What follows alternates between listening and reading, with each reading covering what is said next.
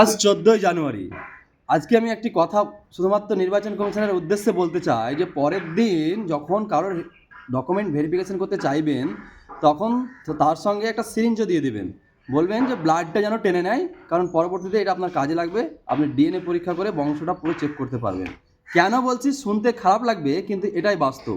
এর আগে আপনারা শুনেছেন যে আমরা প্রত্যেকের লজিক্যাল ডিসপেন্সিতে যখন নাম এসেছিল তখন তার ডকুমেন্ট দিয়েছিলাম এবং সেই ডকুমেন্ট দিয়ে ভেরিফাই করেছিলাম। আজকে দুঃখের সঙ্গে আপনাদের সকলকে জানাচ্ছি, আজ পর্যন্ত অর্থাৎ গতকাল পর্যন্ত অর্থাৎ 13 তারিখ পর্যন্ত আপনারা যতজন ডকুমেন্ট দিয়ে রিভেরিফিকেশন করেছেন, অর্থাৎ বিএলও আপনার কাছে ডকুমেন্ট নিয়েছে, তাদের প্রত্যেকের নোটিশ ইস্যু হয়ে গেছে। অর্থাৎ এত দীর্ঘ সময় ধরে, এই যে 15-20 দিন ধরে, এই যে আমরা প্রত্যেকের বাড়ির দুয়ারে দুয়ারে গিয়ে, আপনারা ভালোভাবেই জানেন যে আমরা কতটা কষ্ট করে আপনাদের কাছ থেকে ডকুমেন্ট কালেক্ট করেছি শুধুমাত্র আপনাদেরকে বাঁচাবার জন্য, যাতে আপনাদের হেয়ারিং না হয়।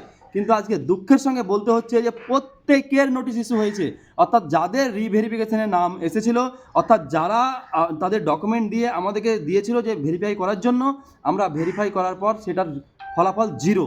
এখন পর্যন্ত একজনও বাদ যায়নি। শুধুমাত্র ব্যতিক্রম যাদের নামটা আমাদের অ্যাপস থেকে উড়ে গেছিলো। এই কথাটাও আপনারা শুনেছেন যে অনেকের নাম এসেছিল, পরবর্তীতে যখন আমরা সেই নামটা দেখতে যাই তখন কী হয়েছিল, অ্যাপস থেকে উড়ে গেছিলো। সেই শুধুমাত্র উড়ে যাওয়া কয়েকজনের নাম বাদে প্রত্যেকের এখন পর্যন্ত লজিক্যাল ডিসপেন্সিতে যতজনের ভেরিফিকেশন হয়েছে, অর্থাৎ আমরা যতজনের নাম এসেছিল প্রত্যেকের নামে নোটিশ ইস্যু হয়েছে। এটা গতকাল আমরা সেই লিস্টও পেয়ে গেছি, নোটিশটা এখনও হাতে পাইনি, হয়তো আজকালের মধ্যে নোটিশ পেয়ে যাব। তার জন্য আমি বলতে চাইছি, প্রত্যেকবার আবার কিছু নিয়ম পরিবর্তন হবে, আবার কিছু ডকুমেন্টস চাইবেন এবং আমাদেরকে সেই ভূতের মতো দিন রাত মানুষের দুয়ার দুয়ার দুয়ার দুয়ার ঘুরে বেড়াতে হবে ডকুমেন্টসের জন্য। তার মানে আমাদেরকে সিরিঞ্জ দিয়ে দেবেন, আমরা ব্লাড টেনে নেব, রিপোর্টটা আপনি করিয়ে নেবেন, তাহলে আর পরবর্তীতে কোনো প্রবলেম হবে না যে কে কার ছেলে মেয়ে, কার 5টা ছেলে কার 6টা ছেলে, এটার জন্য আর আপনার অসুবিধা হবে না এবং তার জন্য সাধারণ মানুষেরও কোনো ভোগান্তি হবে না। তাই দয়া করে এবার যখন কিছু পরবর্তী যখন স্টেপ কিছু নেবেন তখন ভেবেচিন্তেই নেবেন, কারণ হচ্ছে এইভাবে মানুষের ভোগান্তি এবং তার সঙ্গে আমাদেরকে এইভাবে হেনস্থা করা কোনো যুক্তি থাকে না।